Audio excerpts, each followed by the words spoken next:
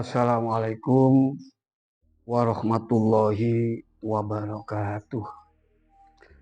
Bismillah, alhamdulillah, wassalatu wassalamu ala rasulillah Sayyidina wa maulana Muhammadin binti Abdillah wa ala alihi wa sahbihi wa mawalah la nabiyya ba'dah la haula wa la quwata illa billah amma ba'du.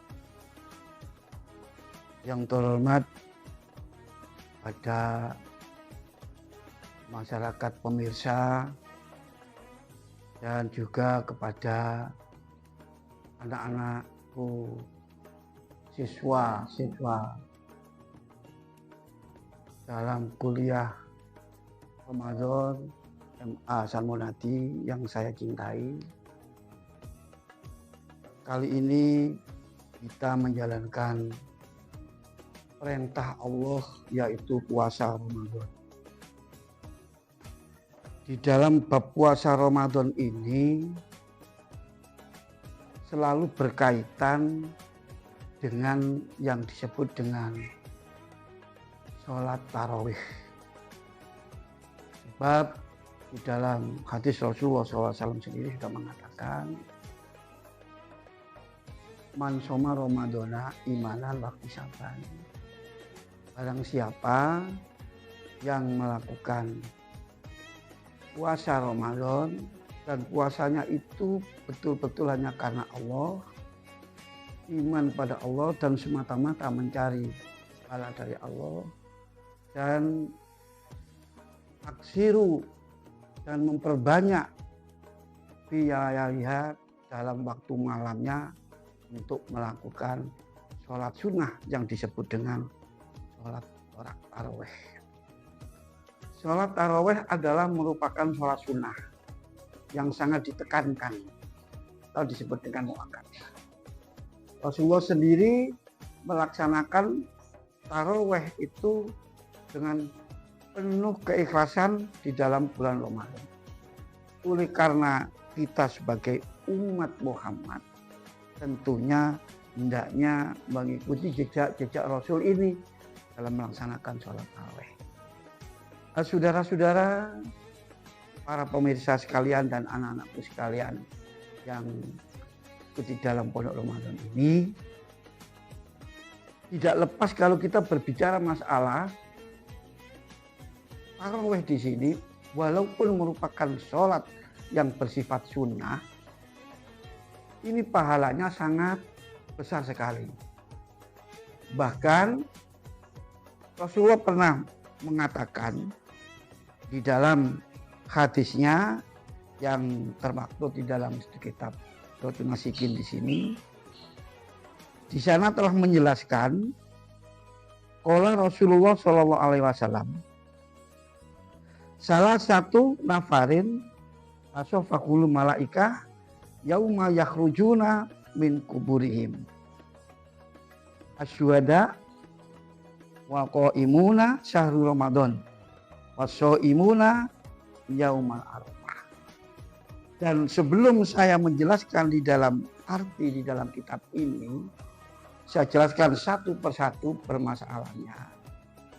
Walaupun sholat tarawih ini termasuk sholat sunnah, Rasulullah pernah mengatakan bahwa sebaik-baik sholat sunnah setelah sholat Ramadan, setelah sebaik-baik sholat sunnah setelah sholat fardu adalah sholat di waktu malam.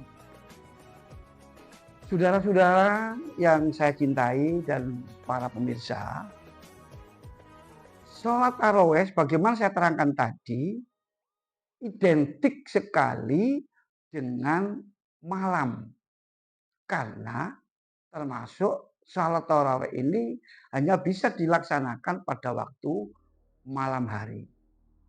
Dan sholat tarawih dalam puasa dijalankan di dalam bulan puasa di waktu malam hari ini, memang kalau kita berbicara tentang pahalanya sangat banyak sekali. Kemungkinan itu nanti bisa kita jelaskan pada session berikutnya. Nah, sekarang kita hanya memperjelaskan tentang sholat tarawih itu sendiri. Sholat tarawih ini memang ada beberapa persulayaan. Ada beberapa persulayaan, artinya perbedaan pendapat. Sebagian ulama mengatakan bahwa bilangan tarawih itu sebanyak 20 rakaat, 23 bersama witir. Tapi satu kelompok lain juga ada yang mengatakan bahwa sholat tarawih itu dilaksanakan, Rasulullah pernah melaksanakan 10 rakaat. Nah, di sini perlu kita jabarkan masing-masing. Sebagaimana menurut paham Imam Syafi'i,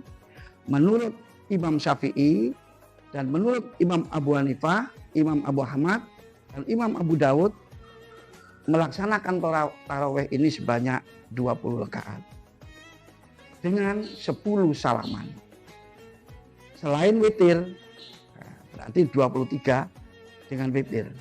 Menurut Imam Al-Qadhi, dalam Jumhur Ulama diceritakan sesungguhnya sahabat As-Sawad bin Majid mengerjakan sholat tarawih sebanyak 40 rakaat malahan. Nah, kemudian di sini juga ada suatu keterangan dalam kitab Al-Majmu' secara muhadzab bin surat At-Tarawih juz 4 halaman 38. Keterangan mengenai khilafiyah bilangan sholat tarawih ini juga diterangkan di dalam kitab Al-Mizan Al-Kubra juz 1 halaman 154.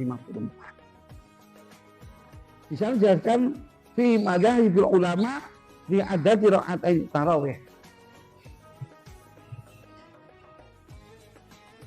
Tentang menurut pendapat ulama tentang sholat tarawih. Madhabul annaha isruna rakaatain bi asri taslimatin ghairu witrin wa dzalika khamsun tarawihati wa tarwiyahu arba'atu rakaat. Di dalam kitab ini dijelaskan sangat jelas sekali bahwa Rasulullah melaksanakan tarawih ini adalah sebanyak 20 rakaat. Untuk selain, tapi Rasulullah saudara-saudara pernah juga mengatakan dan menjalankan sholat tarawih itu hanya dijalankan 10 rakaat.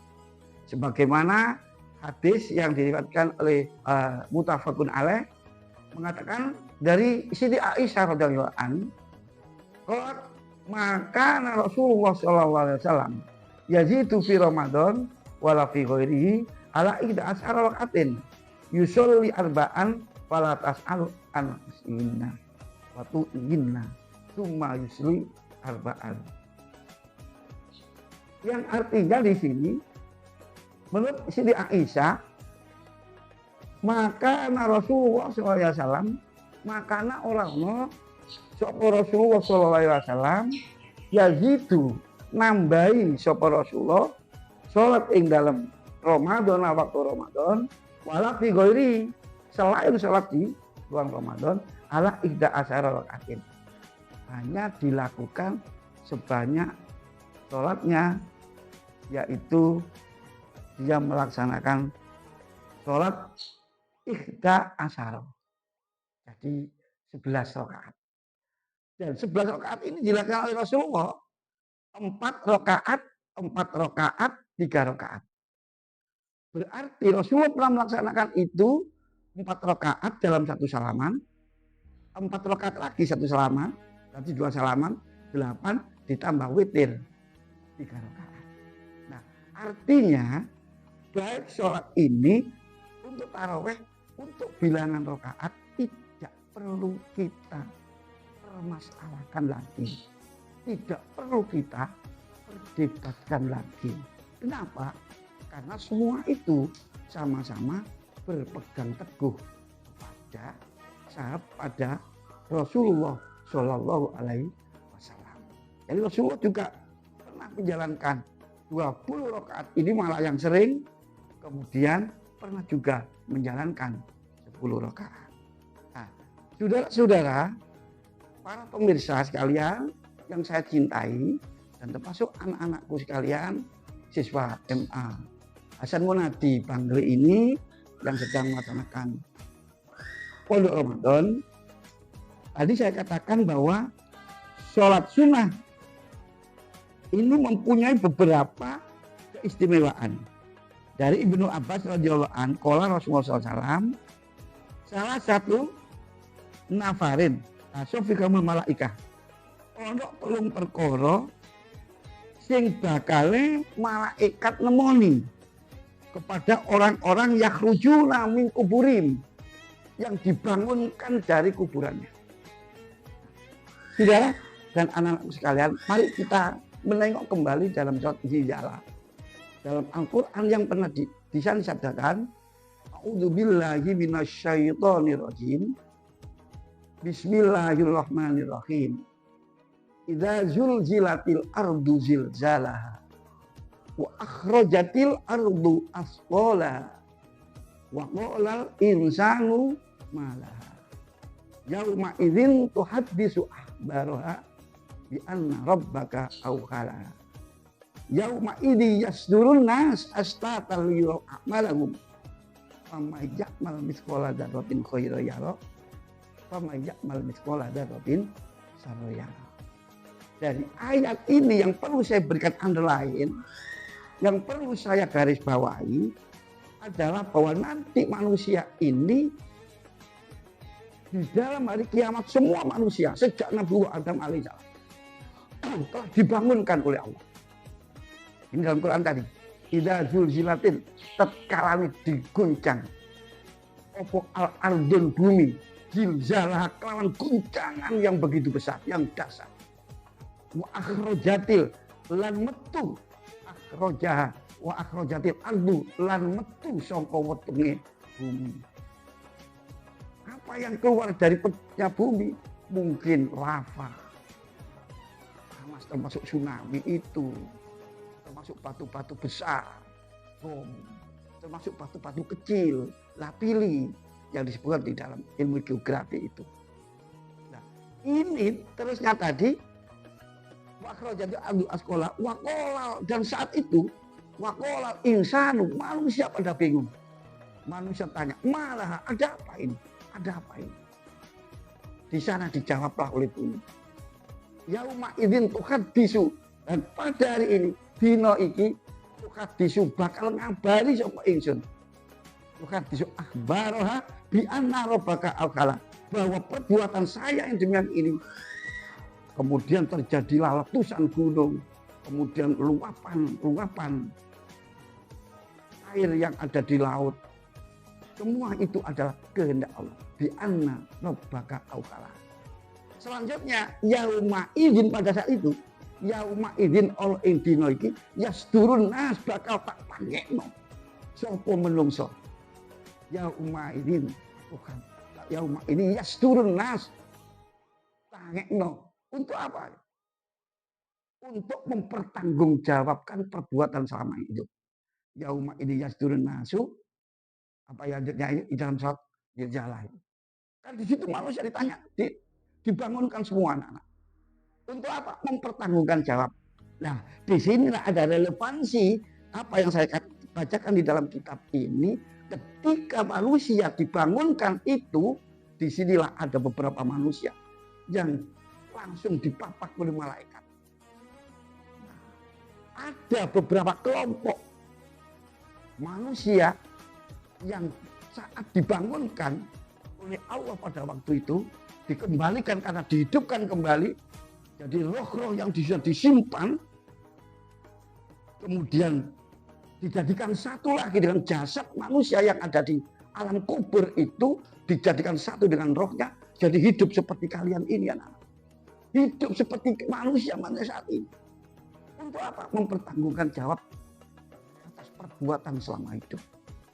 Nah, disinilah ada relevansinya yang saya katakan di dalam kitab ini, bahwa ada 3 kelompok. Salah satu nafarin, ono tolong golongan, yang nanti akan didatangi oleh malaikat yauma yakhrujuna ketika hari itu dibangunkan min kuburihim sangka kuburane sapa kuburane para menungso. Sapa orang-orang yang didatangi oleh malaikat ini yang sangat diharu-harukan kedatangannya. Bersalaman dengan malaikat. Marhaban, marhaban, untung kamu bejo. Siapa di antaranya itu? Satu, dijelaskan di sini adalah yang pertama katakan asyuhada, orang-orang yang mati syahid. Siapa orang mati syahid ini? Artinya orang-orang yang matinya itu pada waktu dia mati membela agama. Termasuk orang-orang yang tertembak, terbunuh pedang. Niatnya adalah bukan karena mencari dunia, bukan karena mencari gaji, digaji oleh pemerintah untuk perampokan, semata-mata adalah untuk dunia. Contoh anak-anak yang sekarang marak-maraknya terjadi peristiwa di Palestina. Nah, dari orang yang kejahatan orang Israel, 30.000 lebih orang syuhada yang meninggal. Ini nanti dibangunkan oleh Allah pertama kali sebagai syuhada membela agama. Nah, saudara-saudara dan para pemirsa sekalian, siapa yang kedua? Nah, yang kedua adalah wal qaimuna syahrul Ramadan. Orang-orang wong-wong sing padha jumenengi salat Lailatul Ramadan ono ing dalem jerone malam Ramadan. Apa itu? Sholat tarawih. Padahal kita ini pada umumnya anak-anak, banyak orang-orang yang perintah puasa itu hanya dijalankan puasanya saja. Tarawihnya tidak banyak dilaksanakan. Pokoknya wis poso. Nah ini suatu ya tidak salah, cuma kurang benar, kurang baik. Mestinya siangnya kita banyak berpuasa, malamnya kita jungkung kepada Allah, banyak istighfar, banyak sholat, termasuk sholat tarawih ini. Nah, saudara-saudara kaum muslimin dan pemirsa sekalian, karena kita juga dibatasi waktu, kita lanjutkan tinggal dua. Nah, yang termasuk wal qaimuna syahrul Ramadan, kemudian wasya'imuna dan orang-orang yang berpuasa dalam Ramadan. Berpuasa Yaumal Arafah, puasa di bulan Arafah. Yang ketika kita tidak bisa melaksanakan puasa, haji, orang haji tidak disunahkan. Kenapa? Orang haji ini pada waktu itu telah melaksanakan puncak spiritual haji, Al-Hajjul Arafah. Haji itu ya di Arafah ini. Nah, kita yang tidak haji berada di rumah, kita ini disunahkan melaksanakan puasa bulan Arafah. Nah, 4 ini saudara-saudara. Apa saja tadi? Yang pertama adalah orang yang mati syahid. Yang kedua adalah orang-orang yang menjalankan puasa di waktu siang Ramadan, kemudian malamnya banyak menjalankan sholat tarawih. Nah, oleh karena itu saudara-saudaraku dan anak-anakku sekalian, saya kira cukup, ini sudah hampir 15 menit, 20 menit ya. Jadi apa yang saya sampaikan ini mudah-mudahan bermanfaat bagi diri saya sendiri dan umumnya kepada para pemirsa dan anak-anakku sekalian yang sangat saya cintai adalah siswa-siswa MA Hasan Munadi. Kiranya inilah anak-anak yang perlu saya sampaikan untuk season awal ini.